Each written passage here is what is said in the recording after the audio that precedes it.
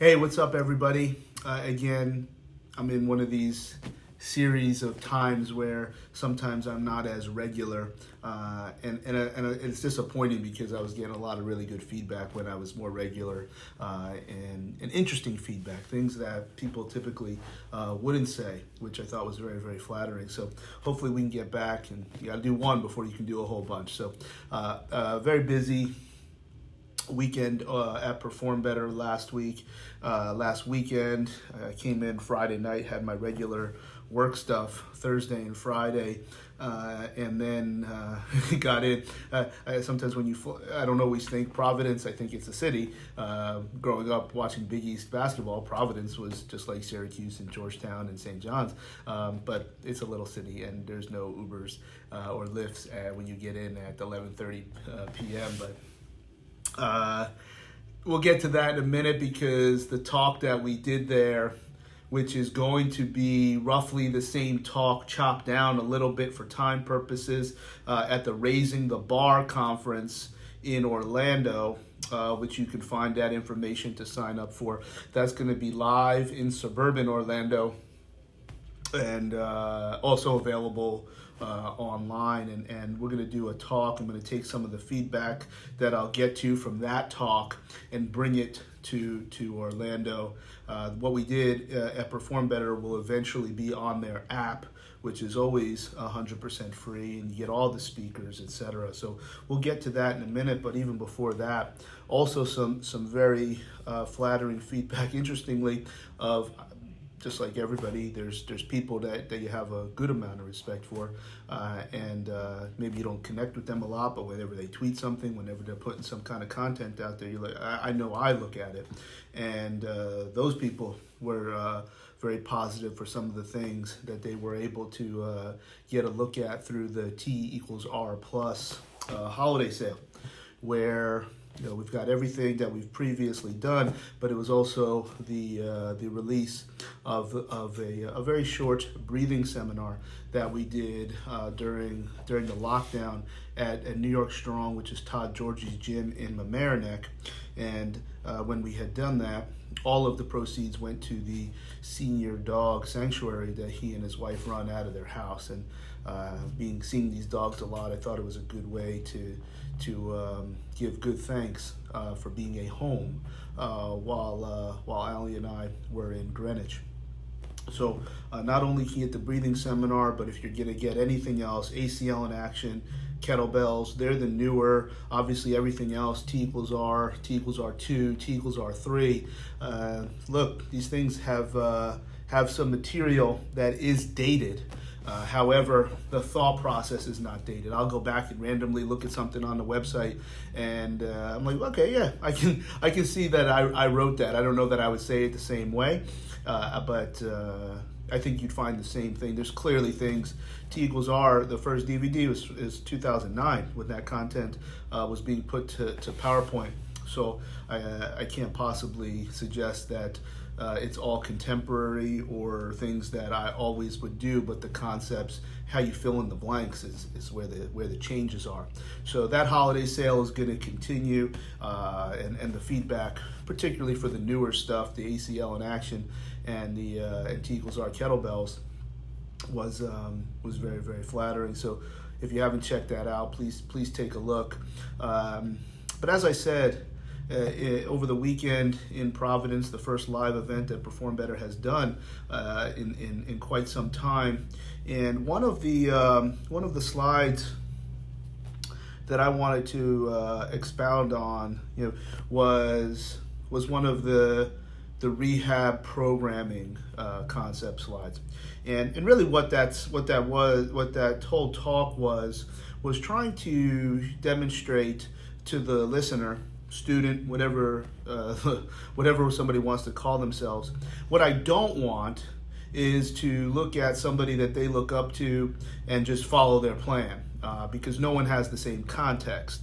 And if you strip it back and understand more about physiology, more about neurology, less about following the charismatic speaker, you put them all together, and then you can wind up being somebody very, very special unto yourself. So at Perform Better, there were 16 little headshots of people that are fairly successful and a lot of folks doing things in a relatively different way. Well, if we can reverse engineer some of the science to what they're doing, and then you can kind of be your own Dr. Frankenstein. It's very consistent with how I've tried to communicate over many, many years, where the antagonistic statement is, fine, just tell me what to do and I'll do it. I'm like, dude, it doesn't work that way. Why is it so bad that you actually be your own scientist and take something that makes sense and do it with 5 people, and then do something a little bit different with another 5 people, and then maybe something else with another 5 people, and let's see what we can see. And look, we're not worried about publishing this data, but what you might be able to find that some of the things that some folks suggest are irrelevant. So it doesn't make that choice better, but it may not make it worse. And there's lots of different ways of trying things just to see what makes the most sense for one individual's context. So let's get to that rehab stuff. And there was a slide where I put 4 concepts, and we're going to talk more about those because I think they're going to make a lot of sense. Where this would fit into not so much the therapy that a good PT or chiro or manual therapist would be applying. That's that's one of the runways that we're going to look at, for somebody, even an acute injured individual. What are we going to do with our manual therapy? What are we going to do with modalities if that's your jam? What are we doing there with manipulating rest, etc.? And then all the way over here, you've got your fitness approach, because I would, until to the end of time, unless I'm pushed to believe otherwise, the humoral and hormonal effects of training are probably much more effective than what we think we're doing for therapy. Yeah, that kind of supports the narrative of training equals rehab, but there's some scientific merit that guides those decisions. And I don't know what the downside is of training intelligently just because a segment hurts, and we're going to get to that in terms of lateralizations. But the first piece in how you run this middle chute, which is what I'll call the rehab or the therapy exercises, where we're not necessarily targeting fitness and we're not doing things passive. We have running this active exercise route. And the concept number 1 would be underloading. Now, I'm choosing that word specifically to create an awareness for everyone to work together. You're not necessarily underloading. It's almost this hyper exaggeration to get you back to properly loading. So if rehab for meatheads is your back hurts when you deadlift, so you take a wheel off, so now you got 3 wheels and your back still hurts. And then you take a wheel off and you do 2 wheels and your back still hurts. But then when you do 1 wheel, your back doesn't hurt anymore. I don't know the reason for that, but I don't really care because pain is incredibly factorial. What I'd like to now do is deadlift with 1 wheel, and let's do as many reps as we can, sets of 100 even. So then what are we doing? Well, we're properly choosing the load. Now, is there therapeutic value to conventional deadlift? It's not the point. The point is that when we look at, whether we're looking at a global movement like the deadlift, or we're looking at a medial collateral ligament, which, it's funny how things go in runs. Saw 2, within the last few weeks, significant professional athletes, but also one a few months ago as well. In a young lady. So what can we do to properly load the MCL, which we wouldn't normally be able to do because of pain or the assumption of how that ligament would potentially react to a normal or a conventional fitness load. So we have to track it. And in that case, I think it's a very, very easy way to systematize those thoughts of choosing exercises is by using the 4x4 matrix, particularly the first number of the 4x4, which is the position. So let's say if we're going to talk about the MCL, maybe we'll be prone, affected knee flexed. Let's get internal and external rotation, because in the internal rotation, we probably are stressing the medial collateral ligament. Now, that might be a global postural stretch approach if we're going to hold it there 30 seconds, where Maybe it's a Sarman approach where we're getting minimizing relative compensatory motion. A lot of stuff is the same. We would see sometimes if somebody moves it very, very fast, their knee pinches. But if they move it really, really slow, it doesn't pinch. And that's probably evidence that's more of a perception than a ligamentous re-injury. So we're going to look at proper loading. If we go into hands and knees, we can again continue with some type of tibial rotation. We might not have that deep flexion. How can we load there? On one knee, we can look at that front knee, the phasic side. So you've got the stable side with your knee down, the front side, foot flat, knee flexed, and we can run rotation that way. And then standing, we can look at D2 flexion and all of the different patterns. And then from there, you could do band, you could do a plate weight, you can do you can use some of the eccentric loads, you can use Kaiser. And now you've got 4 days to do the same exercise, but you're teasing different types of inputs to the same loading pattern, and then certainly progress to things that are faster. And then maybe after the knee is healed and the body is even on its way to recovering, you now still have this paramount exercise that can live at the end of your warm-up, which ironically, we love throwing med balls. We don't always do things as explosively with our lower body in the rotational patterns, which I think should be kicking, which is what we're talking about here with this a D1 flexion pattern, where think about like if you were going to kick a soccer ball, and there was reverb, you'd probably feel it in an injured MCL.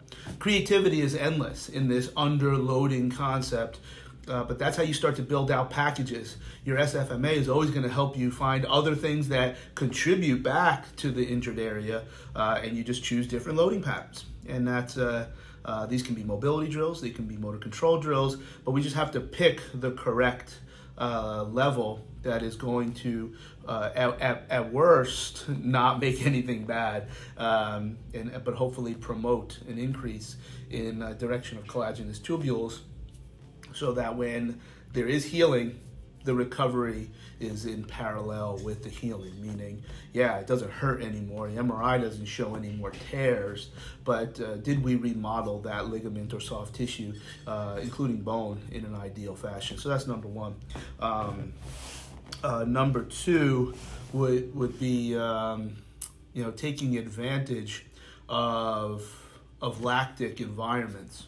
Now, when we look at some of the things we talked about in Terrible Tuesdays, concentric heart training, where you're just bringing it 30 to 80 seconds, certainly could be longer if you're a different type of athlete. I'm talking mainly field sports and repetitive explosive athletes, 30 to 80 seconds of explosive even effort, followed by 3 to 5 minutes of rest.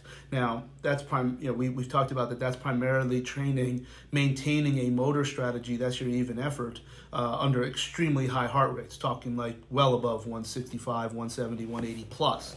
Can you get there, number one? No, then that gives us an idea of how we can improve our heart function at a central level, but ultimately, can you maintain a desired form of exercise? That's the even effort.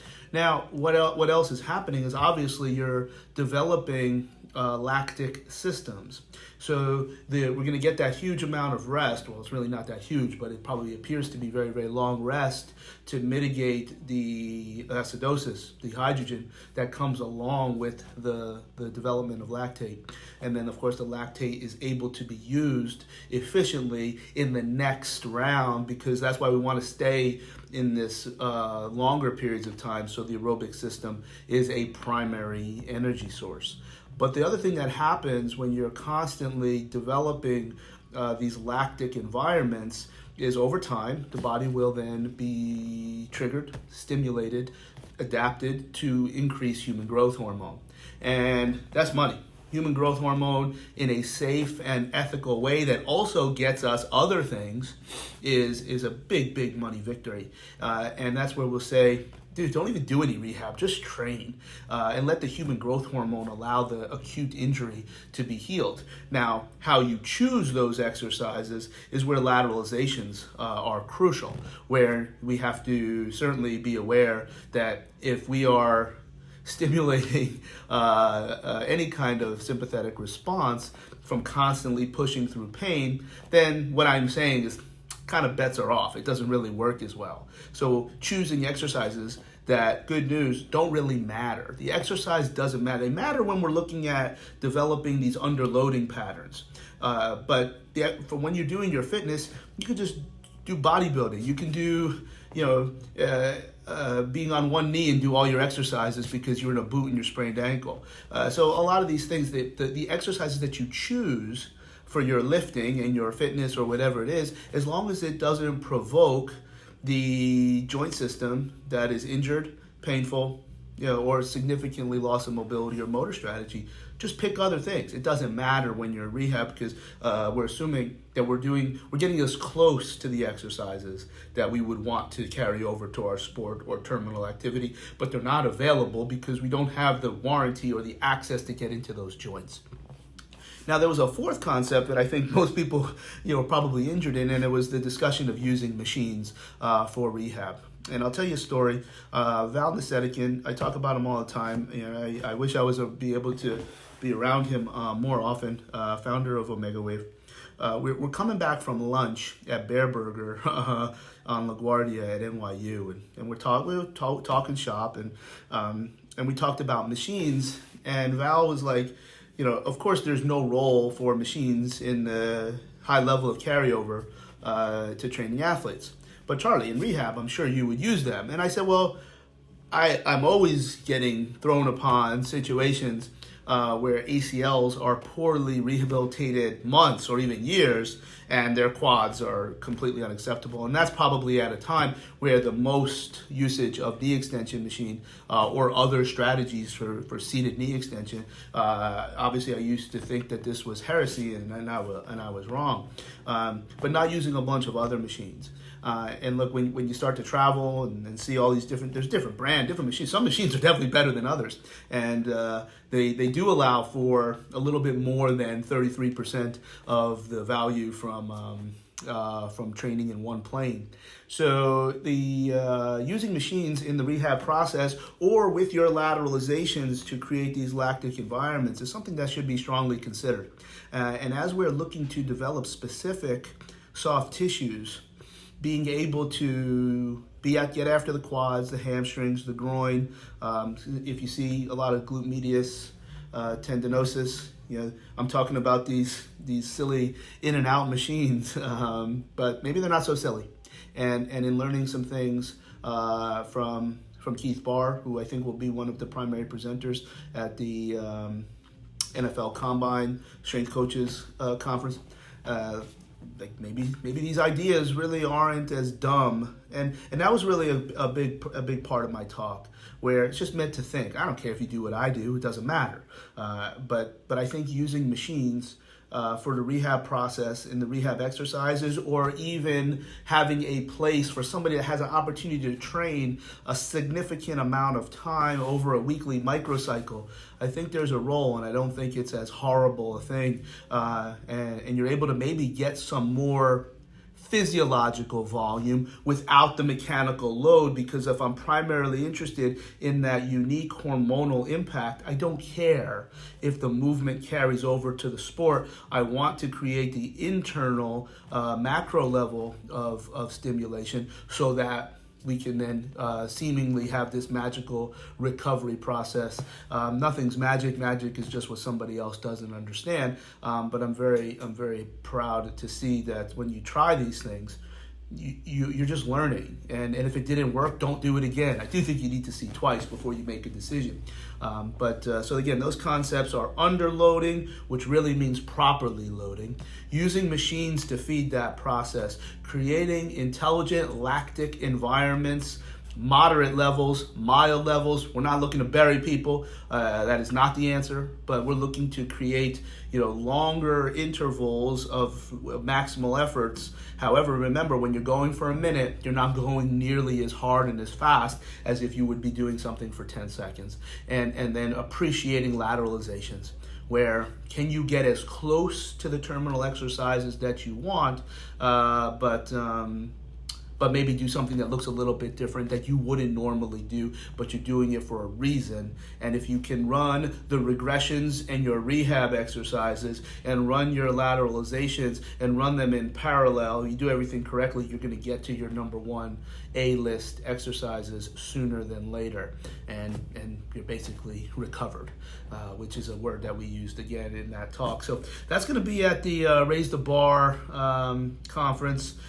Please take a look at the links to sign up for that. You will be able to get it online. The other thing that we have coming up is, outside of filming some content actually this weekend here in Palm Beach Gardens, is the Kabuki online conference. And my topic there, and I just let Brandon choose it for me because I don't always have a good idea of what people want, but also importantly, I want to know what they think is going to sell, what's going to flatter their brand. When you work for somebody else, I just think that's a good idea instead of me just picking something and then finding out that it causes confusion in the market.